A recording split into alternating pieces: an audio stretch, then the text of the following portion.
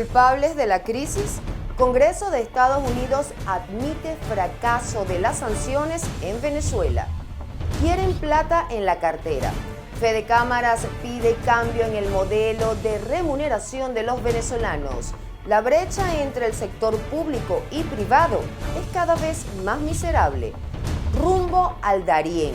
Alertan que los adolescentes están saliendo solos por las trochas y son blanco fácil de las mafias. Jueves 25 de enero del año 2024, amigos, bienvenidos a la emisión matutina de Noticias Impacto Venezuela.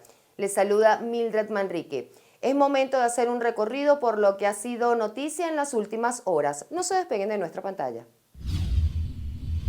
El Congreso de los Estados Unidos admitió a través de un comunicado que las sanciones impuestas al gobierno de Nicolás Maduro no solo no fueron exitosas, sino que generaron además un grave problema para el pueblo venezolano.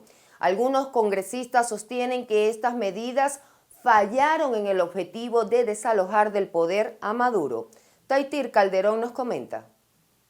La Oficina de Servicios de Investigación del Congreso de Estados Unidos admite que las sanciones tuvieron un impacto negativo sobre la situación de Venezuela, lejos de favorecer un cambio político, principal objetivo de las mismas. Así se lee en un informe donde se resumen las relaciones entre su gobierno y el Estado venezolano desde el 2019 hasta la actualidad, y en el cual se destaca el rol de las sanciones y cómo afectaron al país. La administración Trump amplió las sanciones estadounidenses más allá de las sanciones dirigidas individualmente para incluir sanciones financieras más amplias, sanciones sectoriales y sanciones al gobierno de Nicolás Maduro.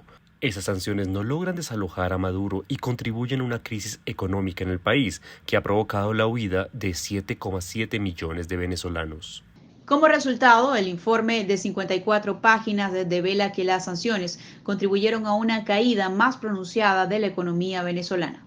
Se congeló todos los bienes e intereses en propiedades de PDVSA sujetos a la jurisdicción de Estados Unidos y prohibió a personas estadounidenses realizar transacciones con la empresa. El Tesoro también sancionó al Banco Central de Venezuela, al Banco Nacional de Desarrollo y a la empresa estatal de oro Minerven. El Tesoro ha impuesto sanciones sobre 22 personas, 91 entidades y 47 embarcaciones. El Congreso estadounidense recordó que Biden aplicó una flexibilización temporal de estas penalizaciones a Venezuela para incentivar unas elecciones presidenciales competitivas este año.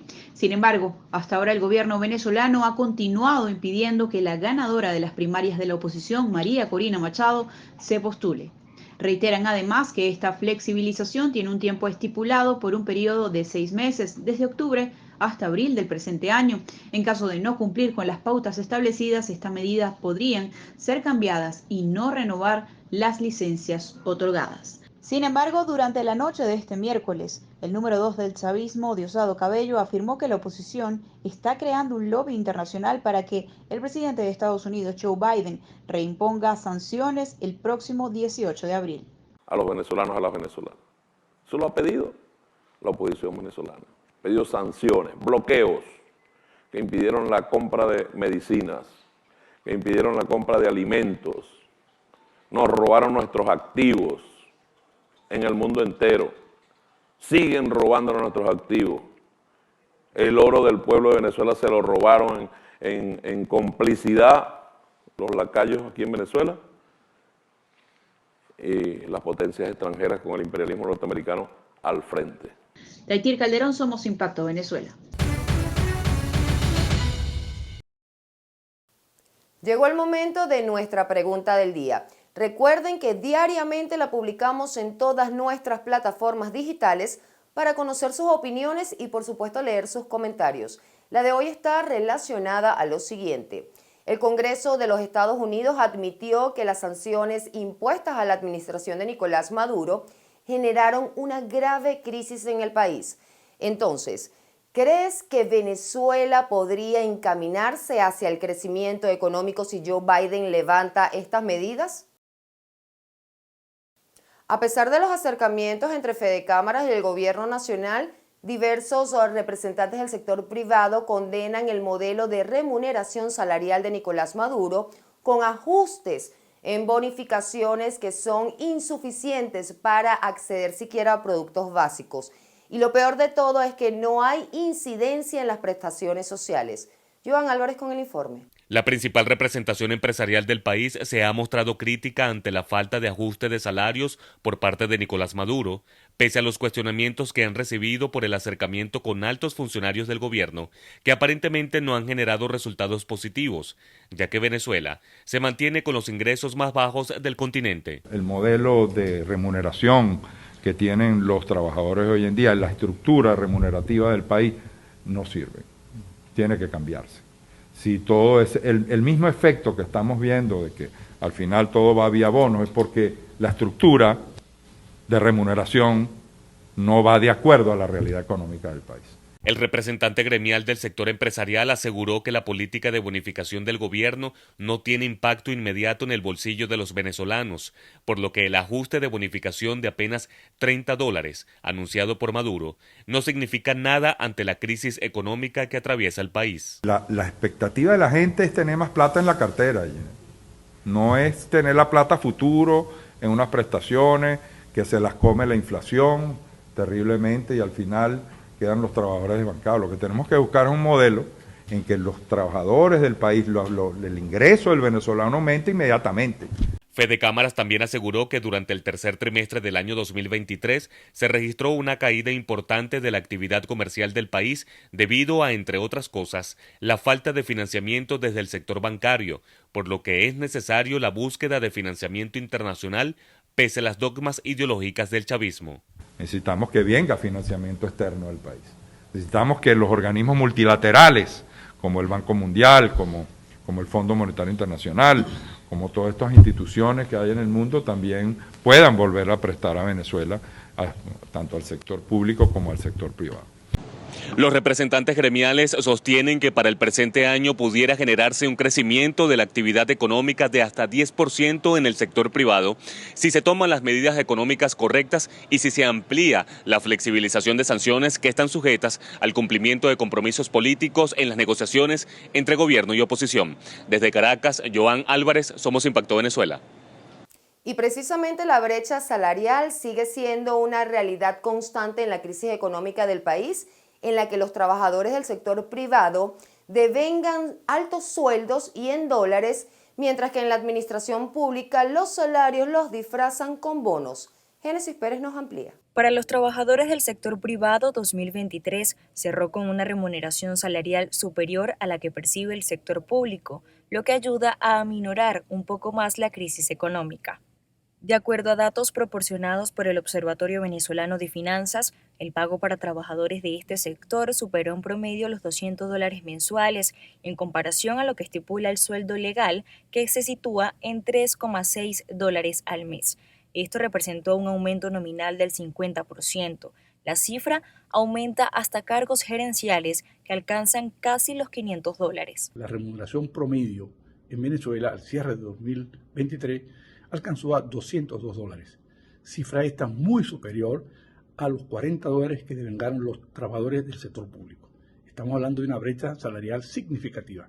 El profesor y economista José Guerra hace referencia a la gran brecha salarial que existe entre sectores y que pese a ello, aún gran parte de los venezolanos no alcanza a cubrir los gastos básicos que se requieren. Debido a ello, gran parte de los empleados públicos, como los docentes, se han visto obligados a desarrollar otras actividades para poder aumentar sus ingresos y sustentar sus hogares. Tanto los trabajadores privados como los del sector público, en un 80% no puede adquirir el valor de la canasta alimentaria que al final de diciembre de 2023 se situó en $396. Estamos hablando pues ante salarios muy debilitados, con un poder de compra muy limitado, en el contexto de una dolarización creciente de la economía que está excluyendo a una masa importante de hogares venezolanos de la capacidad de consumir. Mientras tanto, el Ejecutivo venezolano sigue sin dar indicios de aumentos salariales legales, otorgando un auxilio a los sueldos de los trabajadores públicos a través de bonificaciones, mismos que han generado cuantiosas protestas como exigencia de mejores condiciones laborales. Muy a pesar de los controles y llamados de alerta internacionales, se mantiene el paso de los adolescentes solos por las trochas hacia Colombia. En el 2023, de los 250.000 migrantes venezolanos que usaron esta ruta, 70.000 eran jóvenes entre 12 y 16 años de edad. Marine Glot con los detalles. Amigos de Impacto Venezuela, el exalcalde de San Antonio del Táchira, analista de fronteras, William Gómez, no solo exige a los gobiernos de Bogotá y Caracas tener cifras claras en cuanto al movimiento migratorio, sino que además exige a las naciones de Centroamérica seguimiento y control para las personas que se van a otras latitudes. Jóvenes entre 12 y 16 años que por situaciones personales emprenden la salida del país. El detalle está en que se aventuran por trochas, sin representante alguno, ni papeles, ni claridad en su destino. Pues optan por burlar los pasos formales y puntos de control, usando los caminos verdes o mejor conocidos como trocha. Aunado a ello, pues el aumento de esta migración de niños y niñas adolescentes, pues motivado por la situación país, por la situación socioeconómica de sus padres, también pues la falta de motivación en la juventud, en los jóvenes, pues por la falta, diríamos que fallas en algunas pues partes del sistema educativo, también de la motivación, de proyección de oportunidades profesionales y de desempeño a futuro, pues es la motivación de estos menores de edad que deciden emprender la migración y buscar oportunidades en otro país. Alertó el exalcalde chavista de Frontera que esos adolescentes son presa fácil y predilecta de los grupos criminales. Las cifras oficiales de desapariciones son desconocidas y a su juicio esto es sumamente grave. Al ser captado vía redes sociales bajo engaño o bajo ofertas engañosas por redes sociales, por grupos de delincuencia organizada transnacional que están por toda América Latina y el Caribe, y por supuesto también por la red de trata de personas o de prostitución, donde captan a estos jóvenes o a estas jóvenes y pues son inmersos bajo engaño en su mayoría y terminan pues perteneciendo o involucrándose en bandas delincuenciales. Según cifras de Migración Colombia, durante 2023, unos 77.000 venezolanos ingresaron a ese país sin autorización, es decir, de manera irregular. En Táchira, Marine Glot, Somos Impacto Venezuela. Y aunque usted no lo crea, ahora para evitar ser víctimas de lampa desbordada, los transportistas de las rutas interurbanas del país optan por movilizarse en caravana. Veamos el reporte que nos trae Ramón Vélez. Los representantes de las líneas sostienen que las rutas que van hacia Maracaibo y quienes vienen desde el centro del país son las que han sufrido ataques últimamente.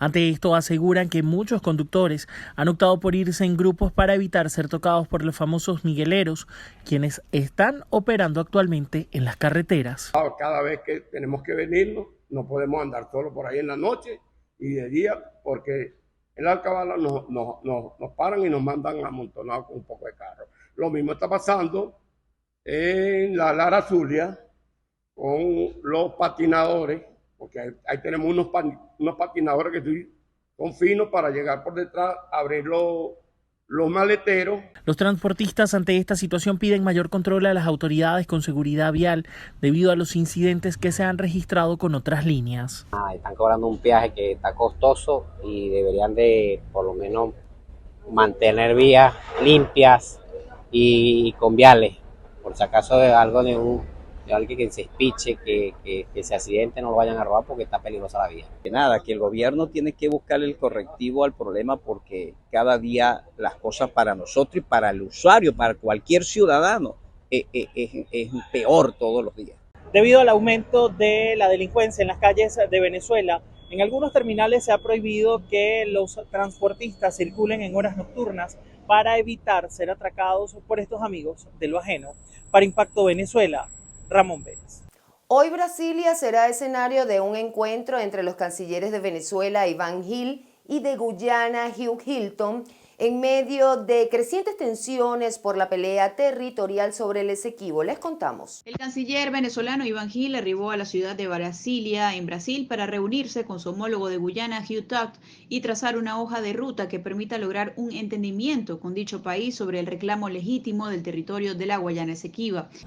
Bueno, la expectativa es que vamos a tener una nueva etapa de diálogo directo, de diálogo bilateral. En ese sentido, Gil recordó que este jueves se instalará la primera reunión de la Comisión Conjunta Guyana-Venezuela para abordar los temas de la controversia territorial entre ambos países.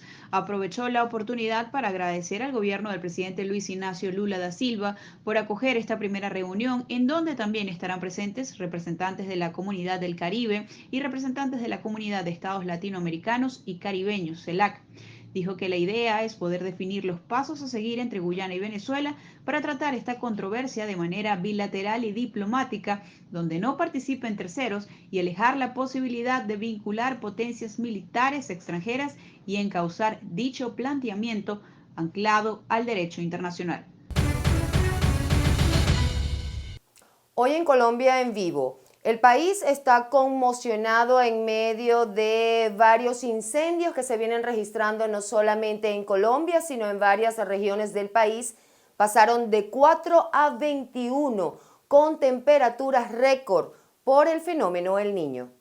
Según la Unidad Nacional para la Gestión del Riesgo de Desastres, el departamento con mayor incidencia es Cundinamarca, del que Bogotá es capital y donde hay incendios en al menos 5 municipios. En Bogotá, un voraz incendio arde desde el lunes en la cadena montañosa que limita la ciudad al este, conocida como Cerros Orientales. Al menos 12 hectáreas de bosque han sido afectadas. Animales silvestres han sido vistos resguardándose en zonas urbanizadas. También han sido afectados ecosistemas vitales para el ciclo del agua ubicados en montañas altas como el Páramo de Berlín, en el departamento de Santander, donde su tradicional vegetación de frailejones fue consumida por las llamas. Colombia enfrenta en los últimos meses una ola de fuertes incendios forestales que se espera que se prolonguen hasta el mes de junio, agravadas por el calentamiento global. 9 municipios del país registraron el martes temperaturas récord de 40 grados centígrados. Amigos, así llegamos al final de la emisión del día de hoy. Recuerden que para más información pueden visitar www.impactovenezuela.com y nuestras redes sociales @impactove. No olviden además suscribirse a nuestro canal de YouTube, activar las notificaciones, compartir y por supuesto comentar. Soy Mildred Manrique y nos vemos en la próxima entrega.